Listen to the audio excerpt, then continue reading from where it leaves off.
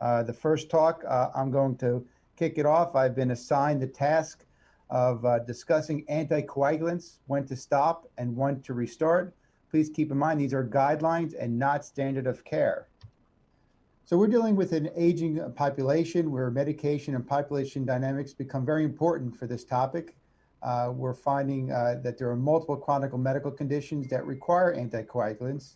In fact, we're seeing almost 1 in 10 of our patients on some type of anticoagulant, whether or not they're prescribed or be taking as needed.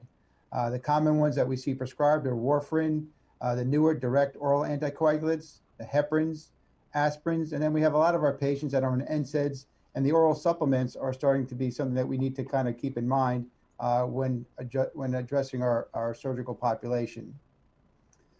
So why are anticoagulants so important to us as spine surgeons? Well, we worry about blood loss. We worry about blood loss for a lot of reasons. We worry about blood loss for intraoperative visualization. We worry about blood loss for post-operative wound hematomas in the cases of cervical spine surgery and breathing difficulties with tracheal shifts. We, of course, worry about epidural hematomas in our spine patients, both preoperatively and postoperatively. We know that infections are at an increased rate where there's increased blood loss, particularly with postoperative hematomas. And as our society moves more and more towards ambulatory care surgery and outpatient surgery, the importance of controlling blood loss both pre-op and post-op and managing our patients is ever more important. So one of the most common anticoagulants that we've seen over our years is warfarin or Coumadin. It's used abundantly in people with atrial fibrillation. It has a half-life of 36 to 42 hours, and the typical hold time for Coumadin preoperatively, looking at the coagulation cascade, is about 7 days.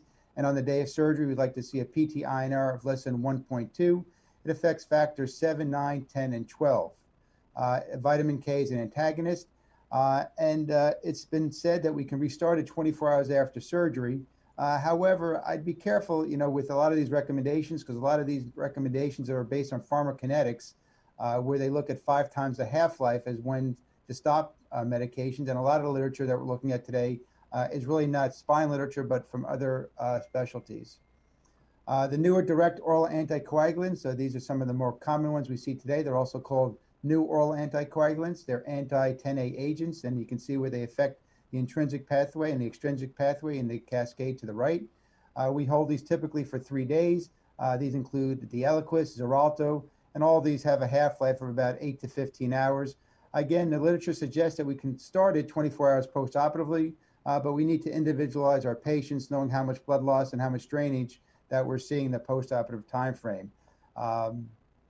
Prodaxa is another direct oral anticoagulant. It's a direct thrombin inhibitor. We hold this 5 days preoperatively, a little bit longer in people with renal disease. And once again, it's believed to be able to be started 24 hours post-operatively. It does have a reversal agent, which is something to keep in mind for this medication. Heparin is a commonly used anticoagulant. There's 2 general forms. There's an unfractionated natural polymer, and then there's the low molecular weight heparin, which is more commonly used today.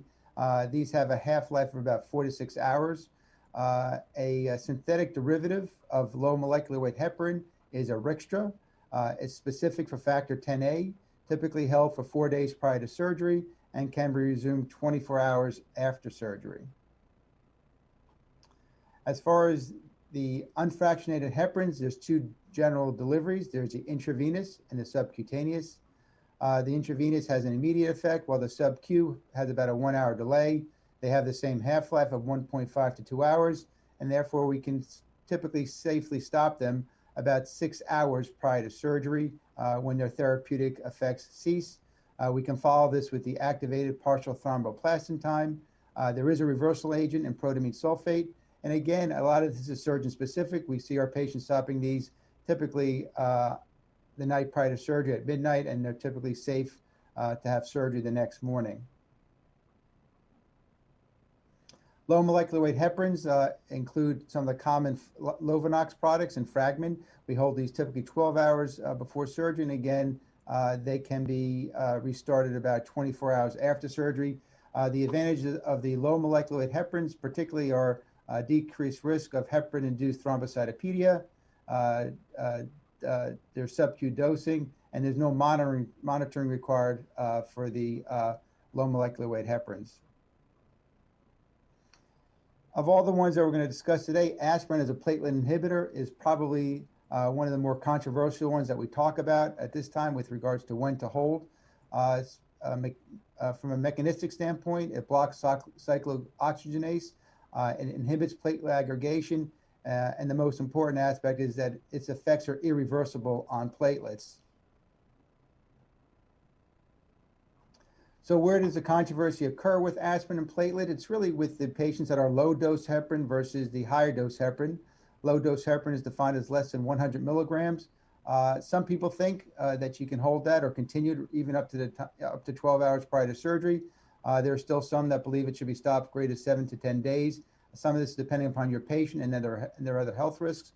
Certainly the high dose aspirins, particularly knowing that their platelet effects are irreversible, should be stopped 7 to 10 days prior to surgery. Lavix is another antiplatelet agent. It's irreversible on ADP inhibition. It prevents platelet activation. We typically hold this 7 to 10 days prior to surgery. The NSAIDs fall as non-aspirin NSAIDs, either COX-1 and or COX-2. Non-aspirin NSAIDs compete with arachidonic acid to bind COX-1 enzymes. They affect platelet function, and their effect is concentration-based, and unlike the aspirins, they are reversible. The table to the right shows some of the more common NSAIDs, their half-lives, and the recommended discontinuation time. And except for a couple of outliers, the general discontinuation time for the more common ones are typically 3 or 4 days. Interestingly, the COX-2 inhibitors, specifically Celebrex, do not affect platelet function and theoretically can be continued up to the time of surgery. We don't have much time to go into all these other non-prescribed medications. There's the herbs and dietary supplements. The list is long and getting longer. There's a lot of literature on this in the plastic surgery literature where they worry about skin sloughs after aesthetic surgery and cosmetic surgery. Generally speaking, you need to know what each one is, and typically 7 days is usually the maximum that needs to be stopped for these medications or supplements. So in conclusion, my points of personal privilege as a delivery of this talk is I would suggest once again that these are guidelines, not absolute standards of care. The table on the right kind of mentions a case review of 160 causes of spinal hematoma that occurred and some of the medications that were taken for that. Remember that what we're talking about here is recommendations based on pharmacokinetics, 5 times the half-life, as well as literature from anesthesia, pain management, and dental literature. Surgeons must individualize each surgery, particularly with concerns of restarting medications and concerns of bleeding. Surgeons must individualize each patient based on urgency and type of surgery, and certainly keep in touch with your medical team and your anesthesiologist when making your decisions. And remember, if we're doing elective surgery, there's no harm in putting off surgery. Live to fight another day if you have any concern about your patient's anticoagulation status.